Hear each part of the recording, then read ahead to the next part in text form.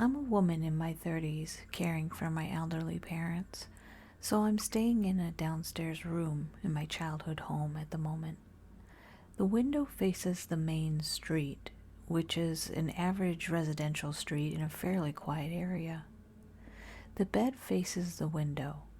I often leave the window open at night since I need it to be cool to sleep, and I haven't really worried about it since there's a cabinet with an aquarium in front of the window area, not blocking the window from view, and I can reach to open and close it, but it would make it difficult for someone to climb in. My dog Sable also always sleeps in the room with me. While she's a sweet-natured medium-sized dog who doesn't look the least bit threatening, she's a fantastic guard dog in that she's always alert to any noises and will stand her ground and bark and growl if she senses a threat. So I've never really worried about the open window. After tonight, though, I won't be able to do it again. It started at maybe 3:30 or 4 a.m. I was awake. Since I care for my parents, I often have disrupted sleep patterns, and I'm awake at odd hours. I was reading a book and heard Sable growl, low and deep. Then she jumped off the bed and began pacing a bit, looking up at the window, before jumping up at the cabinet by the window, barking. I shouted, "Hey, we're calling the police. The dog will bite," just in case there was someone there, and I went to look out the curtains to the side. I didn't see anything. I pulled the curtains closed again and made sure to pull the right curtain over, then drew the left side curtain, the one that covers the open part of the window, all the way over, covering the right side curtain too, tucking it down so any wind wouldn't be able to move it. I wasn't really alarmed then. It's a fairly quiet residential street, but there are foxes around that we sometimes hear, and occasionally someone passes by, or the neighbor's gate next door will make Sable growl or bark. But she doesn't usually react the way she did this time. She'll usually growl but stay on the bed, and her reaction was much stronger than normal. I thought that even if it was someone scoping out the open window to potentially burgle, they had seen now that the room was occupied by a person and a dog, and would go find an easier target. But mainly I guessed it was just a random noise she had heard outside. Well, I was wrong. It was a good half hour or more later, after I had relaxed and thought I might doze off soon, that I heard her growl again. A really serious, deep and low growl, and I listened, again, thinking it might be foxes or something. But I heard what sounded like deep horror movie breathing noises, like the heavy breathing sounds a pervert makes on the phone to his stalking victim in a film. I sat up, looked up at the window, and my heart stopped. The curtain had been pulled back and lifted at the bottom like someone peeking under it, and I could still hear the heavy breathing. I shouted, "Hey!"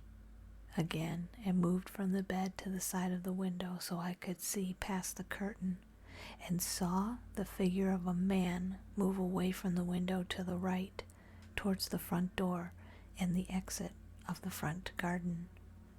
It was too dark to make out features or clothing. It was just a dark male figure. Shaking, I immediately thought that since I knew he had moved away and wasn't at or under the window, I reached and pulled it shut, grabbed my phone, and called the emergency services. One thing that creeps me out in hindsight is that it would have taken a few seconds for me to move from the bed to the side of the window, and that was after I had shouted, and he knew he had been seen. But he must have stayed there even knowing I had seen him until I moved the curtain and could see out. Then he moved away. The heavy breathing also had to be deliberate. It was so loud, like someone trying to frighten me. While on the phone with police, I went through the ground floor of the house, turning lights on, making sure the rest of the house was still secure, and it was. I was very careful to lock doors and all the other windows at night, and everything looked undisturbed. 2 patrol officers came shortly before 5 a.m. and took the report.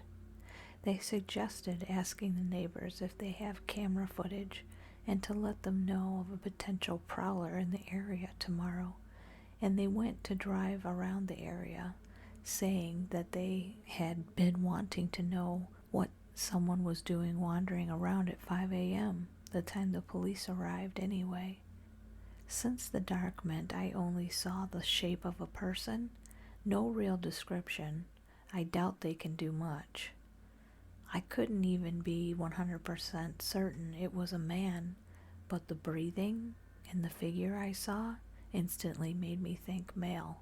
The outline of his head looked smooth, so either bald or wearing a tight cap, and height would have been average, 5'8" to 5'10".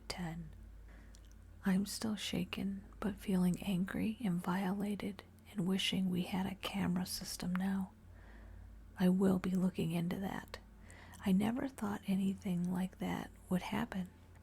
I don't have any enemies, no recent exes, no one I know of harboring any grudges, since I'm caring for my folks full time now.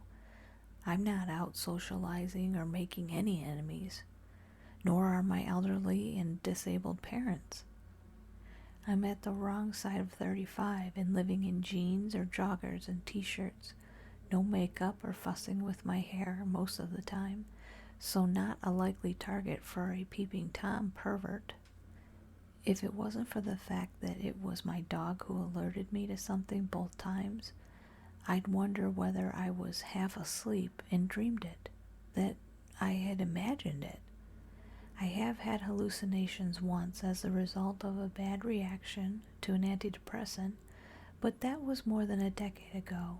It hasn't happened before or since, and I learned how to test my reality in times I was worried about whether something really happened or not from a psychologist when I asked how I could ever trust my own senses again after that reaction to the meds. They said that to be sure something was real, to see if other people can see or hear the thing too, or if it's a noise or a voice outside. Can I see someone or something that explains the noise? If so, it's not likely to be a hallucination if both my hearing and visual perceptions match up. The dog sensed someone was there first, and I heard and then saw someone. I wasn't dreaming or imagining it. I don't use drugs and almost never drink. I'm scientifically minded and don't believe in ghosts, and while I love a good horror film, I'm rarely freaked out by them anymore. I'm too old and cynical. I have to think it was someone who was looking to burgle a house, but for the fact that they came back so much later, maybe someone on drugs or having a mental health episode, or, and this one bothers me the most, someone who wanted to scare me. But why? And who? They know where we live. Are they going to come back? New fears keep popping into my mind. Like most nights, I'm up at some point late at night or in the very early hours, and will let the dog outside into the back garden for a quick pee, and I'm suddenly aware of how easy it would be to attack and gain entry then. There's a passage around the side of the house to go from the front to the back garden with only a small side gate, meant to keep the dog confined, not designed to keep others out. It would be easy for someone to access, then hide against the back of the house, completely hidden from view. They were bold enough to come back a second time, even knowing a person and a dog were in the room, perhaps hoping I would have fallen asleep by then. They seemed to be trying to deliberately scare me when they returned the second time. doing that deep breathing noise and stayed by the window even after I had shouted. In those few seconds it would have taken for me shouting out until I reached the window and could move the curtains and see out. They could have moved and been long out of sight, but they had stayed there until there was a chance I could see them, only then moving away. The breathing noises and then the coldness that ran through me when I actually saw a man moving away from the window will haunt me, along with the question of their motives. Were they trying to scare me? Why? What's to stop them from coming back?